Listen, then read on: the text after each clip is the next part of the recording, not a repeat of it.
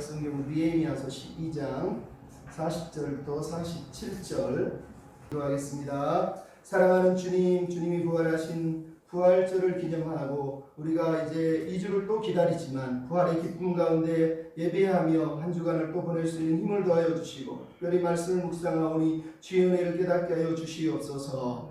의탁하며 예수님의 이름으로 기도하옵나이다. 아멘.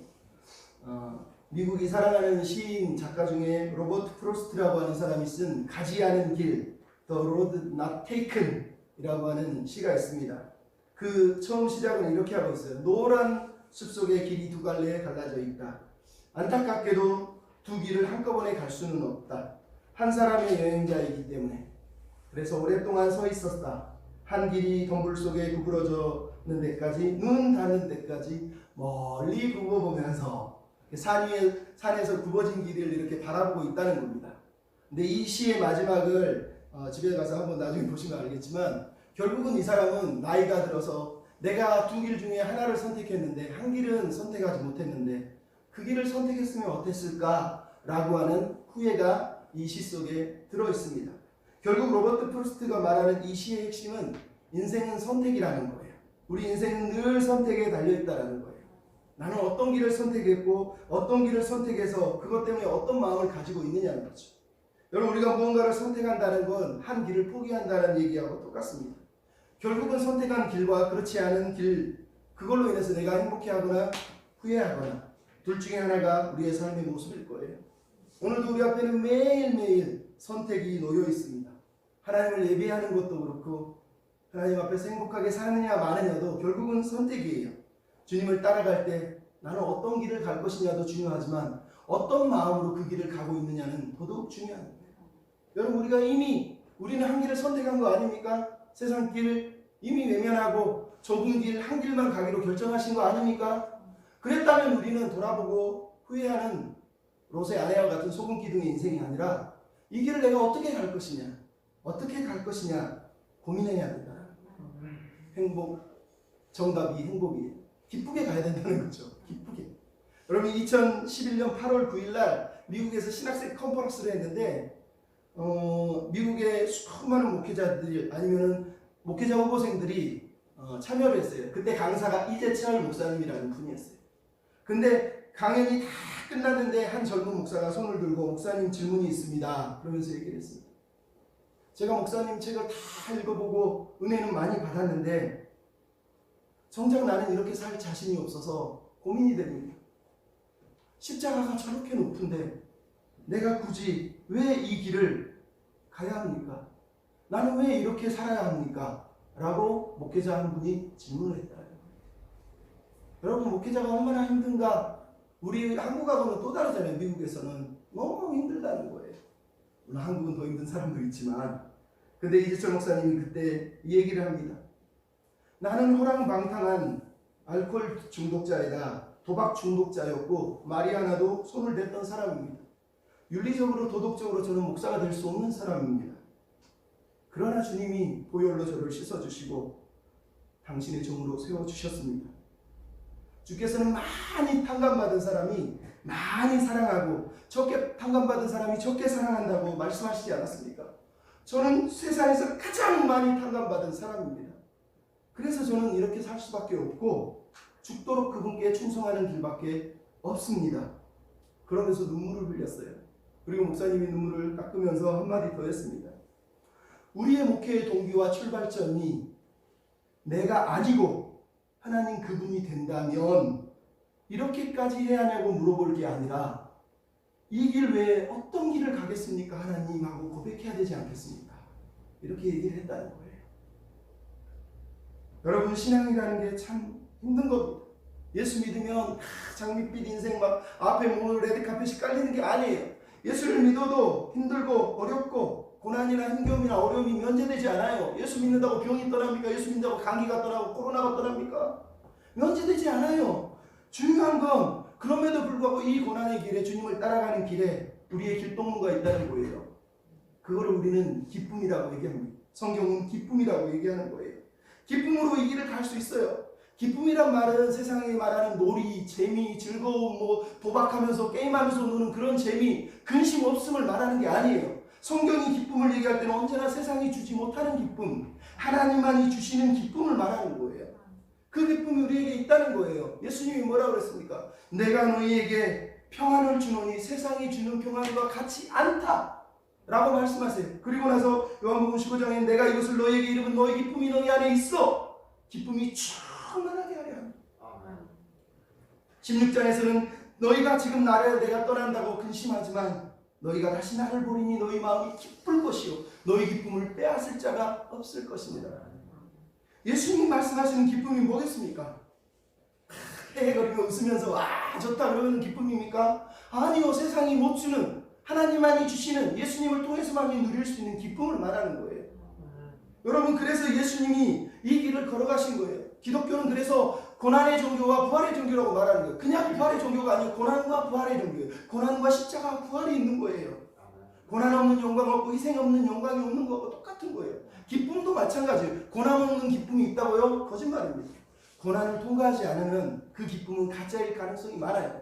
내가 불러서도 얻는 게 어떻게 참 기쁨입니까? 그건 가짜 기쁨이에요. 하나님이 비록 우리에게 값없이 주심에도 불구하고 우리는 그 기쁨들을 고난을 이해하고 고난을 경험한 사람들만이 사실은 누리고 있는 기쁨이라는 걸 우리가 기억할 필요가 있습니다.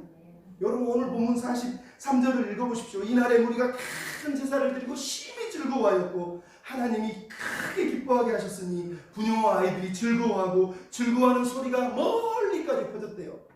이 즐거움, 이 기쁨 어디서 얻은 겁니까? 어느 날 갑자기 예배 한번 드려서 얻었습니까? 아니요. 그 긴 고난의 시간을 통과하고 그 어려운 시간들 대적들과 싸우면서 얻어낸 기쁨이요 하나님이 허락한 기쁨이라고 오늘 본문이 말하는 거예요. 이 기쁨이 어디서 왔습니까? 성경은 구약의 예언자들을 통해서 이미 예언한 것을 하나님 지금 성취하고 있다고 사실은 말하는 거예요. 지난번에도 말씀드렸지만 이사야 66장 10절 12절에 이렇게 나와 있어요. 사랑하는 자들아, 예루살렘의 사랑하는 자들이 다 성읍에서 함께 기뻐하고 다 성읍과 함께 즐거워하리니 다 그 성의 기쁨으로 말미암아 성과 함께 기뻐하라. 여호와께서 말씀하시되 보라, 그에게 평강을 강같이 영광을 넘치는 시내들같이 하리니 어머니가 자식을 위로한 같이 하나님이 예루살렘을 위로하리니 너희가 이를 보고 마음이 기뻐서 너희 뼈가 연한 불처럼 무성할 것이다. 하나님이 기쁨을 예고하셨어요. 예레미야 33장 10절로 11절에는 똑같아요. 옛날에 황폐하여 사람이 없고 짐승이 없던 이곳이 예루살렘 거리에 다시 즐거워하는 소리, 기뻐하는 소리, 여호와께 감사하라, 여호와는 선하시고 인자하시다고 하는 찬송의 소리, 감사제의 소리가 다시 들릴 것이다. 그리고 너희들이 지난 날처럼 될 것이다 얘기해요. 오늘 본문에 나오는 이 기쁨은요 그냥 막 내가 재미로 얻어낸 기쁨이 아니라 하나님이 약속하신 것이고 하나님이 주시고 싶었던 그 기쁨을 지금 그들이 얻었다고 성경이 말하고 있는 거예요. 그리고 하나님은 이 기쁨을 오늘 우리에게도 주시고 싶은 거예요. 왜? 기쁨은 선물이고 그 기쁨은 우리의 길동무거든요. 시편 30편에 뭐라고 그럽니까? 그의 노여움은 잠깐이요 은총은 평생이라. 저녁에는 울음이 기습할지라도 아침에는 기쁨이 찾아오리로다. 시편 30편은 주께서 나의 슬픔을 변하여 춤이 되게 하시고 내 베옷을 벗기고 기쁨으로 띄우셨나이다. 여러분, 주님 이렇게 기쁨을 주시고 싶으세요. 우리가 오늘 고난지간을 지나 부활주의를 향하여 가는 이 여행에서 왜 어떻게 이 길을 가야 됩니까? 우리는 여전히 기쁨으로 갈 수가 있다는 것. 힘들어도 어려워도 기쁨은 여전히 내 곁에 있는 거예요. 하나님이 주시기 때문이에요. 빌립보서를 보십시오. 뭐라고 그럽니까? 기뻐하라, 항상 기뻐하라, 주 안에서 기뻐하라, 다시 말하노니 기뻐하라. 그래서 빌립보서를 기쁨의 서신이라 그래요. 권면이 아니에요. 빌립보서가 말하는 기쁨은 권면이 아니라 명령이에요. 명령. 하나님을 믿는 사람은 기뻐할 의무가 있고 기뻐할 권리가 있다고 말하는 거예요. 그냥 기분이 나쁠 때는 안 기뻐하다가 기분 좋을 때 은혜 받을 때 기뻐하라고 얘기하는 게 아니라요. 어떠하든지 그럼에도 불구하고 어떤 상황에도 불구하고 기뻐하라는 거예요. 그래서 데살로니가전서 5장에 뭐가 나옵니까? 항상 기뻐하라. 그 기쁨을 잃어버릴 것 같으면 기도하라. 그래도 안 되냐? 봉사에 감사하라. 그러면 하나님의 뜻이 이루어진다는 거예요. 여러분, 항상 기뻐해야, 항상 감사해야 돼요. 그리고 기도해야 돼요. 이 세 개는 같이 붙어 있는 거예요. 내가 지금 기쁨이 없습니까? 기도하지 않고 있는 거예요. 내가 지금 기쁨이 없으니까 감사가 사라진 거예요. 지금 내가 기뻐하는 사람은 감사할 이유가 있기 때문입니다. 기도해 봤더니 하나님 내게 감사할 이유를 너무 많이 주신 걸 깨닫는 사람이거든요. 여러분 우리가 기뻐해야 됩니다. 이 부활의 주일에 기쁨을 회복해 주십시오. 하나님 기뻐하며 이 길을 따라가겠습니다. 고백해야 되지 않겠습니까? 여러분 이 길은 예수님이 걸으신 길이에요. 히브리서 12장 2절에 뭐라고 그럴까? 믿음의 주여 온전케 하시는 이 예수를 바라보라. 그는 그 앞에 있는 즐거움을 위하여 십자가를 참으셨느니라는 거예요. 하나님이 얘기한 그 기쁨을 얻기 위하여서 십자가를 걸어가신 거예요. 기쁨 때문에 기쁨으로 걸어가셨다고 사실은 말씀을 하고 있다는 거예요. 그러므로 하나님을 섬기는 우리들, 주님을 뒤따라가는 우리들, 오늘 이스라엘 백성처럼 그리고 예수님처럼 우리도 기쁘게 이 삶을 살아내면 안 되겠습니까? 비록 힘겨움이 있죠. 하지만 기쁨이라는 도무가 우리 옆에 있는 거예요.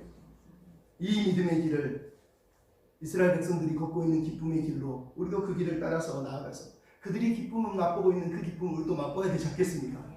어떻게? 따라서 합시다. 감사로 반응하라. 감사로 반응하라.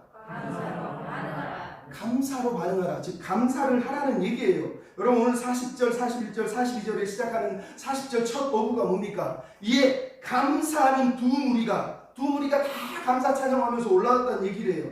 그들이 감사 찬송을 하고 있다는 걸 그러면서 큰 제사를 하나님께 드리고 있는 거예요. 말 그대로 에레미야가 예언했던 감사 제사를 하나님께 지금 올려드리고 있는 거예요. 이 제사의 주제가 뭐라고요? 감사 찬송이라는 거예요. 왜? 27절에 보면 뭐가 나옵니까? 이스라엘 백성들이 예루살렘에서 다 감사하여 노래하며 31절에도 보면 그들이 감사 찬송하는 큰 무리를 둘러 나르고 38절에는 감사 찬송하는 다른 무리는 그리고 40절 이에 감사하는 찬송하는 두 무리가 하나님의 전에 나왔다고 얘기하는 거예요. 지금 이스라엘 백성이 하고 있는 내용은 다 감사예요. 감사 찬송. 늘 말씀드리는 감사라고 하는 히브리 야다는 원래 찬송이라는 단어로도 쓰여요. 그래서 이스라엘 백성 시편에 보면 찬송하라 찬양하라를 보면 어떤 언어는 할랄이 되어 있지만 어떤 언어는 야다로 써 있어요. 그럼에도 감사로 쓰지 않고 찬양으로 쓴 이유는 찬양하는 사람은 감사하는 사람이라는 얘기예요. 내가 어떻게 찬양합니까? 감사할 조건이 있어서 하는 거예요. 하나님 뭘 주셔서가 아니에요. 감사할 조건을 우리가 자세히 보면 그 이유가 너무 명백하거든요. 중요한 건 오늘 본문이 뭡니까? 감사 찬송을 하고 있다는 거예요. 여러분 누가 어떻게 기쁨의 길에 이르겠습니까? 어떻게 저 기쁨의 정상을 향해 가겠습니까? 시편 100편 4절에 이렇게 얘기했어요. 감사함으로 그 문에 들어가며 감사함으로 그 이름을 찬양할지어다. 여러분 우리가 기쁨에 이르는 길은 딱 하나예요. 감사의 문을 통과해야 돼요. 감사의 문을 지나가야 돼요. 감사의 문을 통하지 않고는 그 누구도 진짜 기쁨을 누릴 수가 없는 거라는 거예요. 부활의 주일에 부활의 주님을 생각하시면 감사하지 않을 수가 없잖아요. 주님이 죽은 게 나랑 무슨 상관이야? 감사 못해요. 그래서 저기서 술 먹고 놀러 다닐 수 있어요. 우리는 감사할 수 있어요. 왜? 감사의 문을 통과해보니 감사의 문을 지나보니 주님 주신 기쁨이 얼마나 귀한지 알게 되잖아요. 왜 감사합니까? 오늘 본문의 내용이 뭐라고요? 하나님 때문에 감사한다는 거예요. 따라서 하십시다. 하나님 때문에 감사합니다. 하나님 때문에 감사합니다. 여러분 42절에 이렇게 써 있어요. 노래하는 자가 크게 찬송하였는데, 근데 여기서 찬송하다라는 히브리어 단어가 사실은 샤마라 그래서 듣다, 경청하다, 응답하다 라는 뜻이에요. 왜 찬송하다는 단어를 응답하다라고 썼을까요? 이게 바로 오늘 본문이 우리에게 들려주고 있는 거예요. 여러분 하나님의 은혜가 어디 있습니까? 귀를 기울여 보세요. 경청해 보세요. 가만히 들어보세요. 하나님의 은혜가 내 삶에 있어요. 그러면 응답할 수 있는 거예요. 이스라엘 백성이 감사 찬송을 하는데 그게 바로 하나님을 향한 응답이라고 지금 말하고 있는 거예요. 하나님께 감사합니다라고 응답하고 있는 내용이 바로 이 내용이라는 거예요. 여러분 신앙이 그런 거예요. 가만히 들여다보고 가만히 생각해보면 경청해보면 내가 응답할 내용이 너무 많아요. 하나님께 감사할 내용이 너무 많은 거예요. 제가 좋아하는 시 중에 장석주의 대추와 날 몇 번 제가 아직 한 번도 안 했나요? 한번 들어보십시오. 이렇게 써있지. 저게 저절로 붉어질 리가 있나? 저 안에 태풍 몇 개, 저 안에 천둥 몇 개, 저 안에 벼락 몇 개. 저게 저 혼자 둥글 리가 없지. 저 안에 무서리 몇 방, 저 안에 땡볕 두어 달, 저 안에 초승달 몇 달. 여러분 우리가 맛보는 그 대충 하나 그 기쁨의 알들은 그냥 오는 게 아니에요. 가만히 들여다보면 그 무서리와 그 태풍과 그 폭풍우를 지나와서 맺힌 열매들이라는 거예요. 그게 우리가 감사할 이유들이에요. 그 어려운 시기를 하나님이 통과하게 해주셨잖아요. 감사하지 않을 수 있습니까? 2015년 8월 30일에 82세로 타계한 신경의학자이고 뛰어난 문학가라고도 알려진 올리버 삭스라고 하는 사람이 사실 간암으로 죽게 돼요. 근데 죽기 전에 글을 썼는데 나는 이제 죽음에 직면했다. 남은 몇 달을 나는 이때 어떻게 살 것인가? 결국은 내 선택에 달렸다. 이렇게 다짐을 합니다. 그리고 마지막 문장을 이렇게 쓰었습니다. 두렵지 않은 척 하지는 않겠다. 하지만 내가 무엇보다 강하게 느끼는 감정은 고마움이다. 나는 사랑했고 나는 사랑받았다. 무엇보다도 나는 이 아름다운 행성에서 지각 있는 존재이자 생각하는 동물로 살았다. 그것 자체만으로 엄청난 특권이고 모험이었다. 여러분, 하나님을 안 믿는 사람도 돌아보니 다 감사해요. 날 사랑해주고 내가 사랑받은 게 너무너무 감사해. 이 아름다운 행성에서 나는 특권을 누리고 살았다는 거예요. 이 아름다운 교회에서 여러분은 왜 감사를 못하십니까? 더 감사할 게 많은데. 365 땡큐라고 하는 존 크레리라고 쓴 사람이 책을 하나 썼어요. 이 사람은 원래 미시간 대로스쿨을 졸업해서 판사를 하다가 나중에 변호사로 되어서 법률회사를 차린 사람이에요. 그래서 30년 동안 법률사로 일을 했어요. 근데 2007년에 갑자기 회사가 망해버립니다. 고객들이 다 떠납니다. 그러고 나서 아내가 떠나버립니다. 가정이 다 깨져버립니다. 그렇게 잘 나가던 사람이 완전 인생이 망가집니다. 1년 동안은 그냥 우울증 환자로 시체처럼 살아가요. 어떻게 살아? 근데 2008년 새해가 다가오자 내가 이렇게 살 수는 없지. 어떻게 살아야 될까? 어떻게 살까? 고민하는데. 그러면서 어느 날 여행을 한 산을 우연히 걸어가는데 그 산을 보며 이렇게 생각을 하고 있는데 갑자기 머릿속에 한 가지 생각이 자기 마음속으로 사실 들려오더라는 거예요. 뭐라고 들려왔냐면 네가 지금 가지고 있는 것들에 감사할 줄 알기까지는 이라고 들려오더래요. 네가 지금 갖고 있는 것들에 감사할 줄 알기까지는 회복이 안 될 거야. 사실 그런 의미죠. 그래서 이 사람이 깜짝 놀랍니다. 아, 내가 해야 될 일이 감사해야 되는 거구나.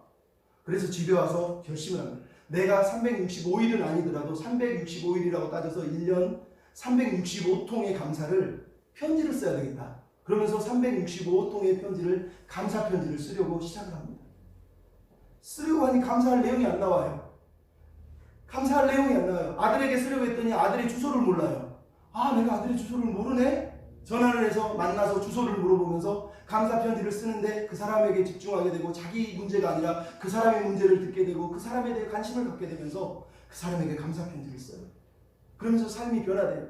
물질주의에 빠져서 이게 행복인데 이게 없어져서 난 망했어라던 사람이 자기 중심이 아니라 남을 바라보고 남의 아픔을 들여다보고 나를 향해서 사랑으로 감사해주는 사람들 보면서 감사 편지를 쓰면서 인생이 바뀐 거예요.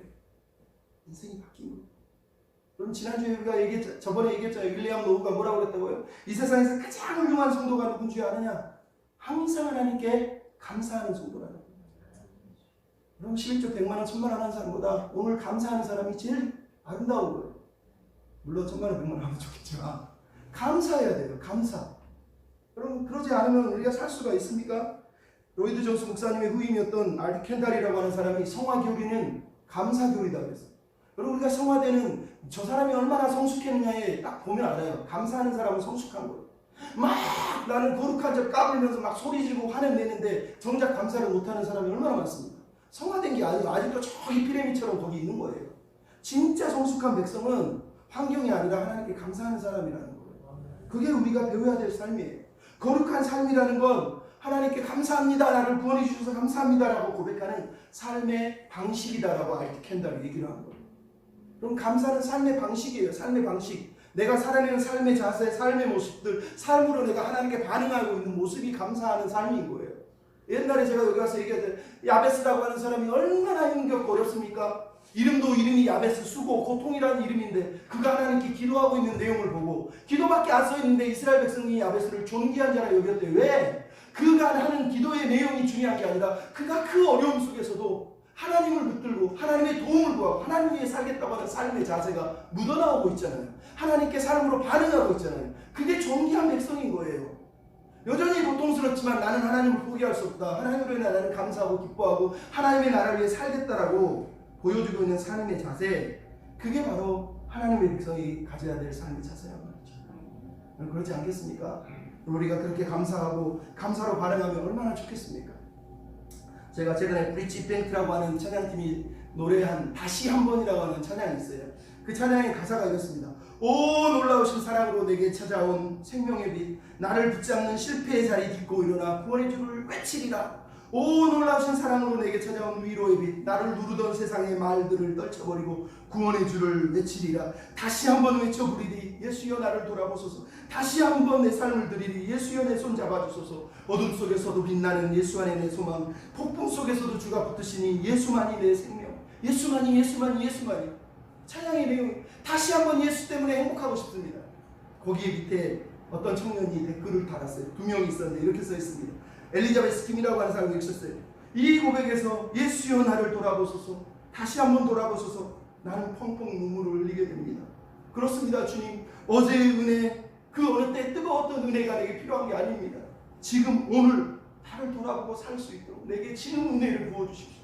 지금 은혜를 부어주십시오. 이렇게 고백합니다. 그 옆에 어떤 청년이 제우라고 하는 이름인데, 하나님이 저한테 오늘 하루를 선물을 주셔서 감사합니다. 저는 지금까지 태권도 선수 생활을 하면서 너무 힘들고 기댈 곳이 없어서 인생을 포기하고 살았습니다. 맨날 자살을 계획하고 이웃을 미워하고 원망하며 살았습니다.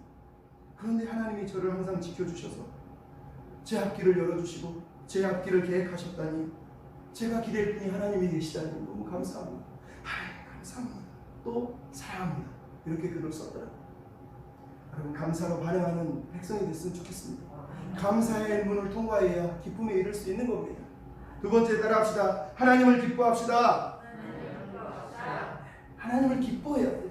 여러분, 기쁨의 목적지에 다다르면 우리가 만나는 것은 하나님이에요. 하나님. 여러분, 오늘 본문 12장 43절에 뭐라고 썼습니까? 이날에 큰 무리가 큰 제사를 드리고 심히 즐거워하였으니 이는 하나님이 크게 즐거워하게 하셨습니다 라고 얘기하고 있습니다.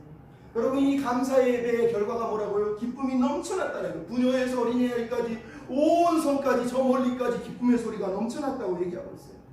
진정한 예배, 진정한 찬양, 진정한 헌신, 진정한 감사의 열매는 항상 기쁨으로 나오는 거예요. 다 성교롭고 예배 드려놓고 나가면서 욕하면 아 짜증나, 목사님 때문에 재수없어 이러면 그게 무슨 감사입니까? 기쁨이 나와야 돼. 기쁨. 행복했어, 좋았어, 너무너무 좋아 이러면서 여러분의 입에 감사의 기쁨이 나온다면 그 사람은 이미 감사의 열매, 기쁨을 얻은 사람하고 똑같은 거예요. 그리고 하나님 때문에 그들이 큰 감사의 제사를 드리고 나니 감사를 통해서 그들이 기쁨의 자리에 이르렀다는 걸 오늘 성경이 우리에게 보여주잖아요. 기쁨의 이유가 하나님이 즐거워하게 하셨다는 거예요. 하나님이 기뻐하게 하셨다고 얘기하는 거예요.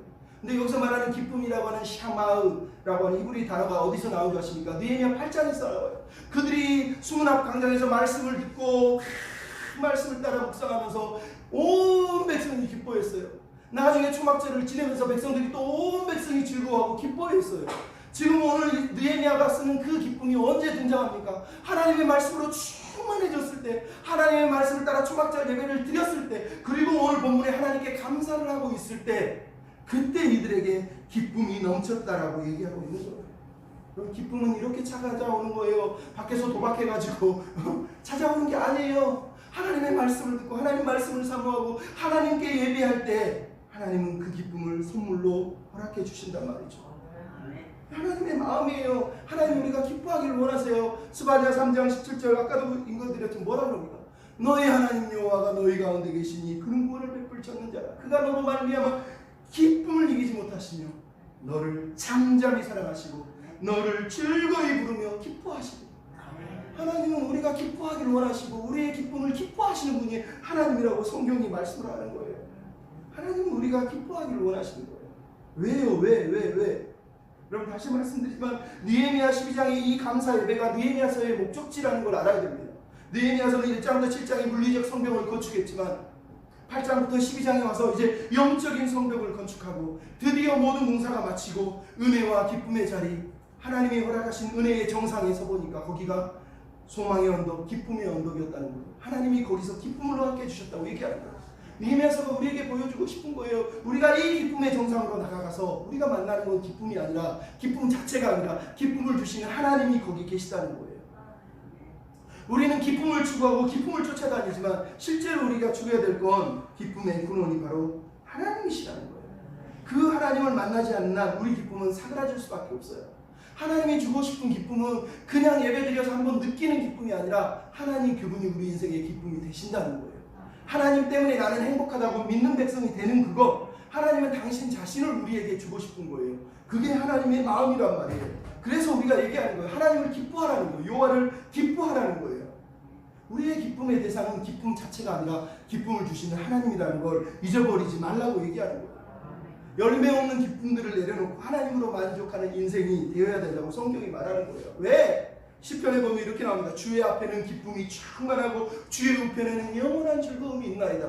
주님과 함께하면 기쁨이 넘친대요. 하박국서는 뭐라고요? 비록 아무것도 없어도 나는 여호와로 기뻐하리고 여호와로 즐거워하리라고 얘기하고 있는 거예요. 시편 43편은 뭐라고요? 내가 하나님께 나아가리니 큰 기쁨에 하나님께 이르리이다. 시편 35편은 나의 의를 즐거워하는 자들이 기꺼이 노래에 부르며 즐거워하게 하리라. 시편 37편 4절 여호와를 기뻐하라. 느헤미야 8장 10절 여호와를 기뻐하는 것이 너희의 힘이니라. 그럼 우리 인생의 피난처, 저번에 봤죠? 이 힘이라는 단어는 피난처라는 얘기예요. 우리 인생의 이 재난과 고통 속에서 우리가 피할 곳은 하나님을 기뻐하는 것밖에 없다는 거예요. 하나님을 만족하는 것밖에 없다는 거예요. 열매 없는 기쁨을 붙드는 그 순간 우리는 실망하고 속상해하지만 오직 한 분 하나님 기쁨의 근원 되신 그분을 붙들면 우리 영혼은 피난처가 되신 그분 때문에 행복할 수 있는 거라는 거예요. 그래서 어떤 분이 이렇게 얘기했어요. 따라서 합시다. 우리가 하나님 안에서 가장 만족할 때 하나님은 가장 큰 영광을 받으신다.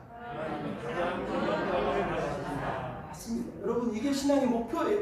내가 하나님 안에서 하나님 때문에 가장 행복해하면 하나님은 그것 때문에 가장 영광을 받으시는 거예요.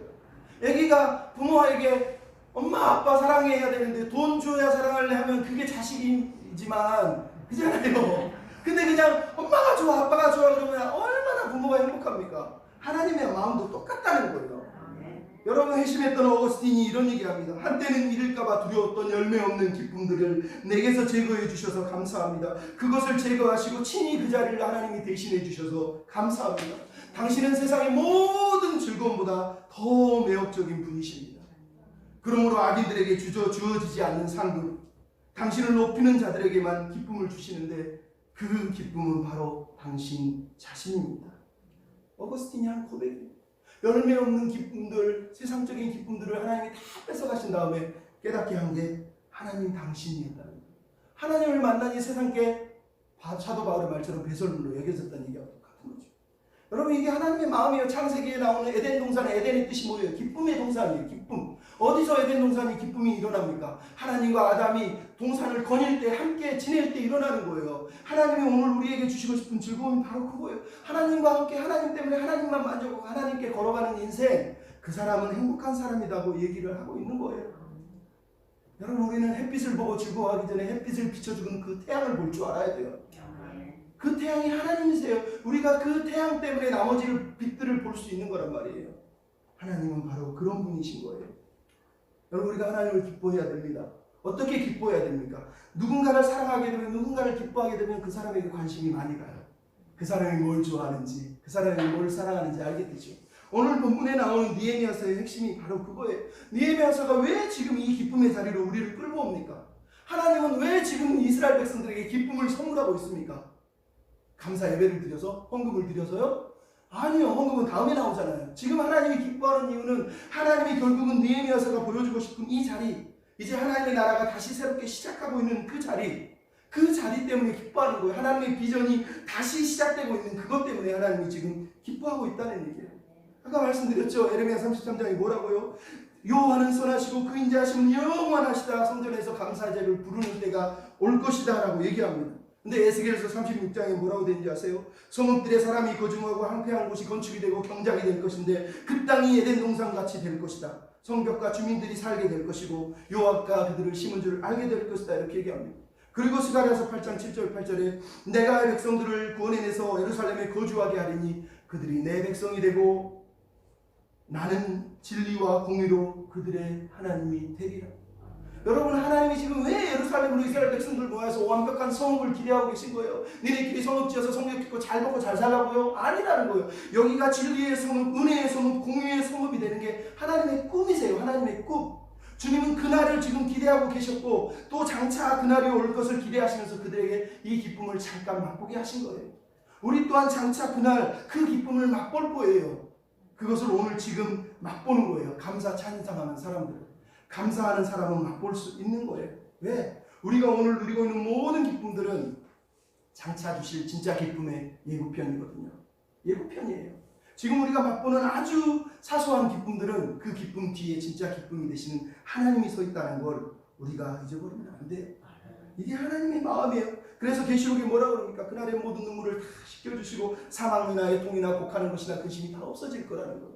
하나님은 그날을 허락하실 거예요. 그날을 지금 우리는 조금씩 맛보고 연습하고 사는 게 바로 감사하는 사람이 누리는 삶인 거예요. 기뻐할 수 있지 않겠습니까? 왜 못 기뻐하겠습니까? 은혜를 알면 세상이 줄 수 없는 기쁨을 맛볼 수 있는 거예요.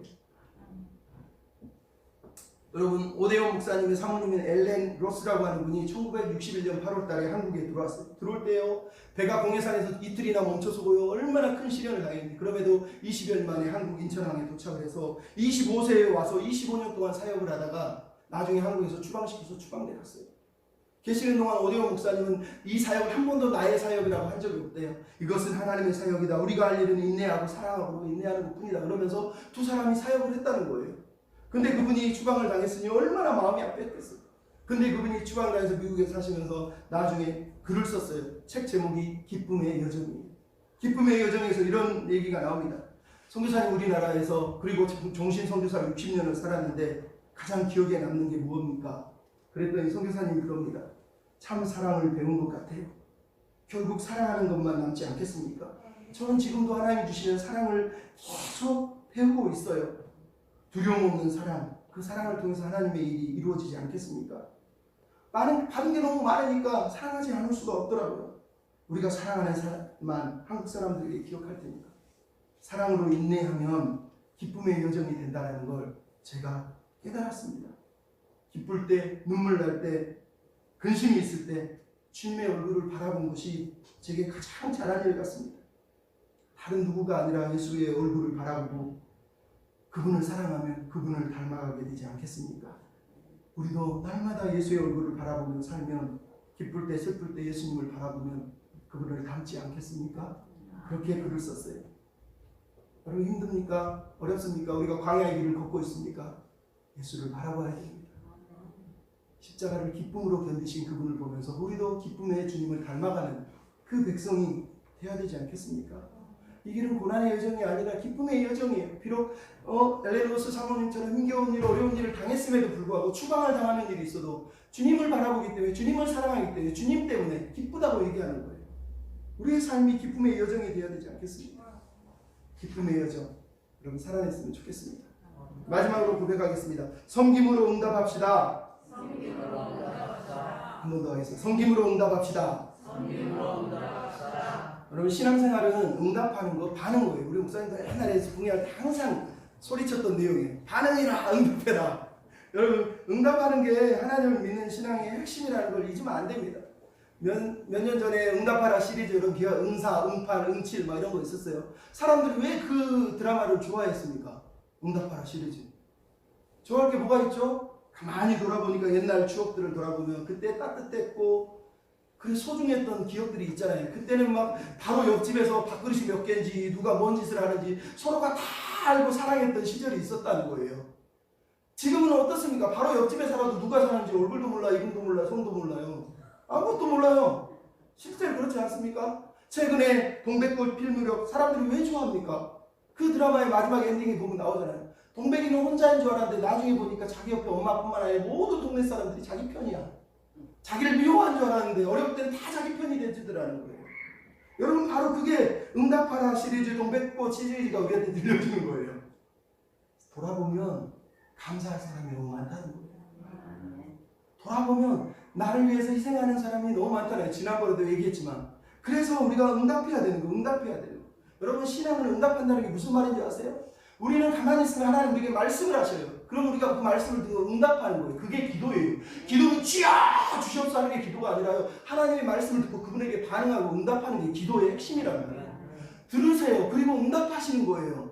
아니 듣지 않고 막 기도로 떠들고 소리쳐놓고 하나님 알아서 하세요 하는 게 무슨 기도냐고. 기도는요, 하나님이 내게 말씀하시는 그거를 듣고 그분에게 응답하는 거예요. 말로 하는 것도 있지만 삶으로 보여지는 거예요. 그게 바로 기도의 핵심이고 신앙생활의 핵심이란 말이에요. 오늘 본문에 나오는 이스라엘 백성이 감사의 문을 통과해서 기쁨의 자리를 이르렀습니다. 얼마나 기뻤습니까? 그들의 기쁨의 정상에서 하나님을 만나고 나서 지금 뭘 하고 있습니까? 그 산을 내려오면서 레인과 제사장들을 기억했다고 오늘 본문이 말을 하고 있어요.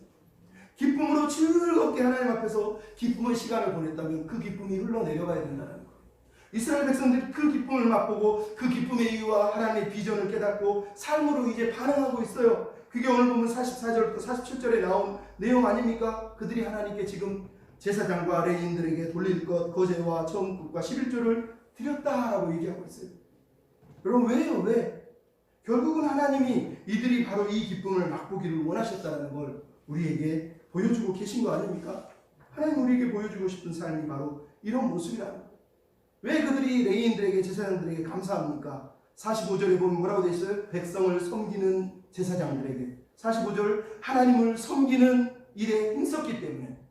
여러분 중요한 거예요. 왜? 레위인이 존재하는 이유는 백성을 섬기고 하나님을 섬기는 거예요. 근데 여러분 이 섬기다라는 단어가 미시 메레트라고 하는데 경계하다, 보호하다, 망을 보다 라는 뜻이에요. 그럼 하나님을 섬긴다는 게 뭘까요? 성도들에게 이 예배에서 하나님의 백성으로 보호해주고 유지시켜주고 하나님의 백성답게 살도록 망을 보고 지켜주는 바로 그 사람들이 섬김의 일이었다고 지금 오늘 본문이 얘기하고 있는 거예요. 그래서 이스라엘 백성들이 감사하는 거예요. 자기를 섬길 뿐만 아니라 하나님을 섬기는데 지탱해주고 보존해주는 사람들을 인해서 감사하고 있다는 거예요. 여러분 낙태주 시인의 풀꽃이라는 시에 보면 그런 게 나오죠. 자세히 보아야 예쁘다. 이쁘네. 오래 보아야 사랑스럽다. 너도 그렇다. 근데 이 시에 답가가 있습니다. 고운 시인이 쓴 답가. 뭐라고 되는지 아세요? 내려갈 때 보았네. 올라갈 때 보지 못한 그 꽃.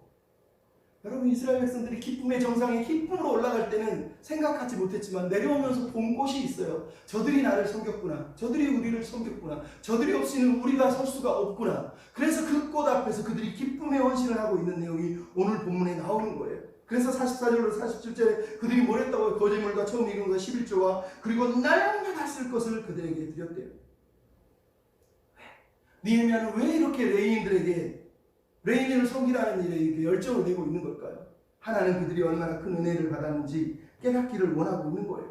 여러분 느헤미야가 지금 말하고 싶은 말은 백성들이 지금 누리는 그 감사와 그 기쁨이 하나님 주신 은혜뿐만 아니라 하나님의 사람들 때문에 누리고 있는 거라는 걸 잊지 말라고 다시 한번 언급을 하고 있는 거예요. 그래서 오늘 본문에 백성들이 감사하는 이유가 뭐라고요? 44절에 그들의 섬김으로 말미암아 즐거워하고 있기 때문에 하나님이 주신 기쁨 때문에 즐거워하고 있는 게 아니라 44절은 뭐라고 그래요? 이는 유다 사람이 섬기는 제사장들과 레위 사람들로 말미암아 즐거워하기 때문이라는 거예요.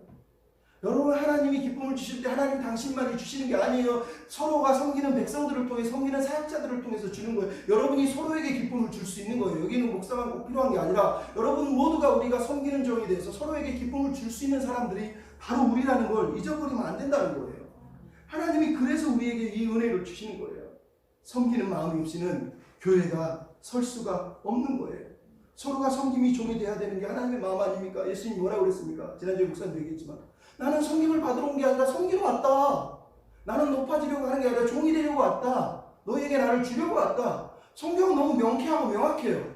근데 저도 잘 못하지만 교회가 잘 못해요. 섬겨야 되는 거예요. 서로가 서로를 섬길 때 교회는 행복해지는 거예요. 그게 복인 거예요. 여러분 은혜를 받으면 섬기게 돼 있어요. 은혜는 가만히 주저앉아서 혼자 좋아 행복해 이렇게 하는 게 은혜가 아니에요. 왜? 고린도전서 15장 10절 한번 들어보십시오.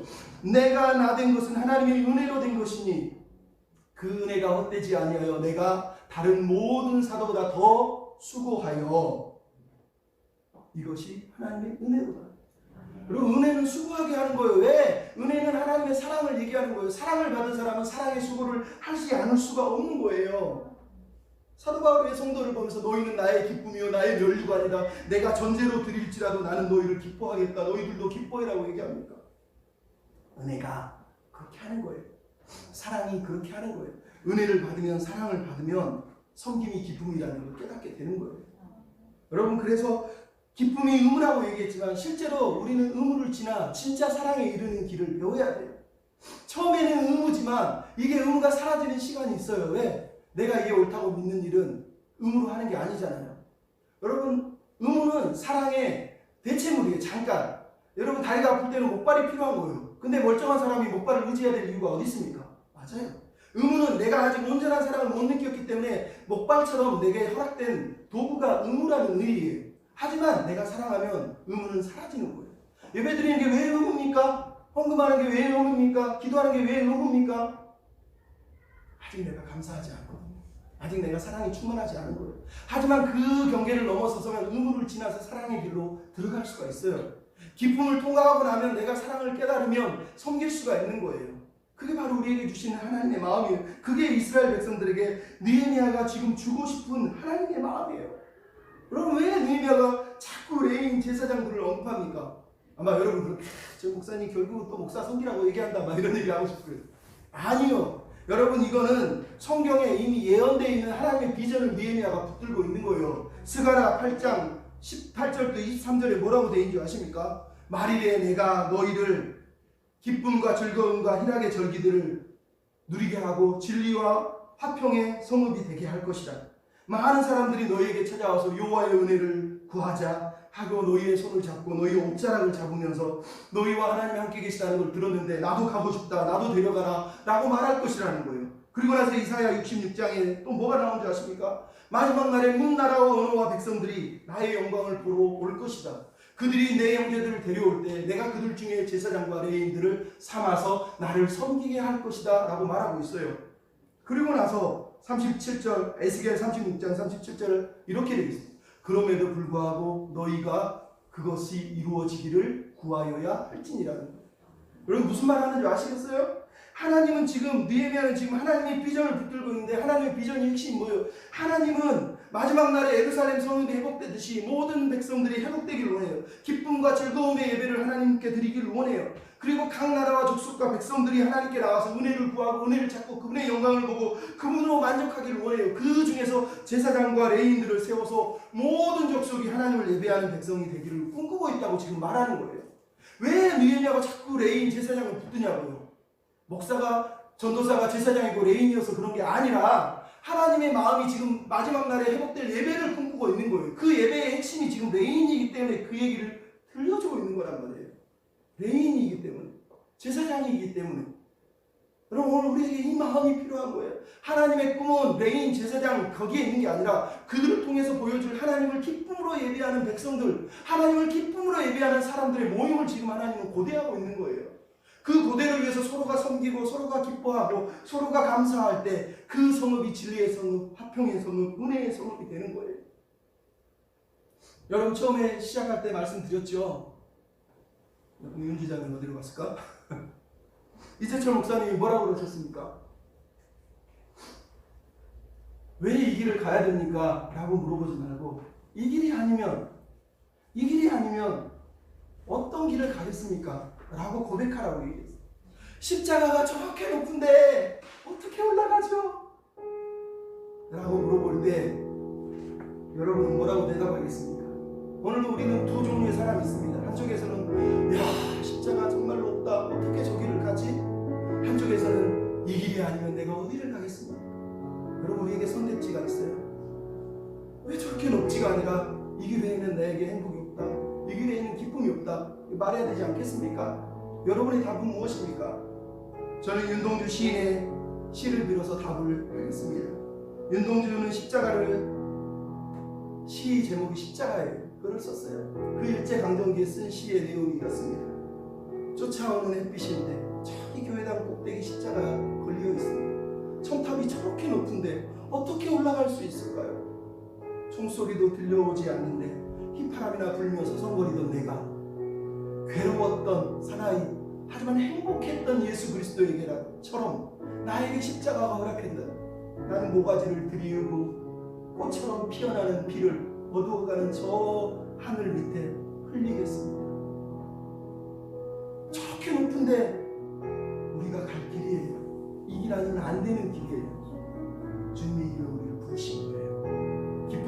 좋겠습니다. 감사하며 갔으면 좋겠습니다. 섬기면서 갔으면 좋겠습니다. 부활의 주님처럼 우리도 부활의 주님을 따라 이 부르심의 뒷길을 감사하며 따라간 저 여러분 되었으면 좋겠습니다. 우리 옆 사람 인사합시다. 주님께 합당한 백성이 됩시다. 네, 우리 찬양 부르시면서 주 부르심 따라 같이 한번 고백하신 다음에 찬양 부르시고 주 부르심 따라 주 부르심 따라 예수 이름 부르며 나의 인생을 그려내 사랑을 이룩하고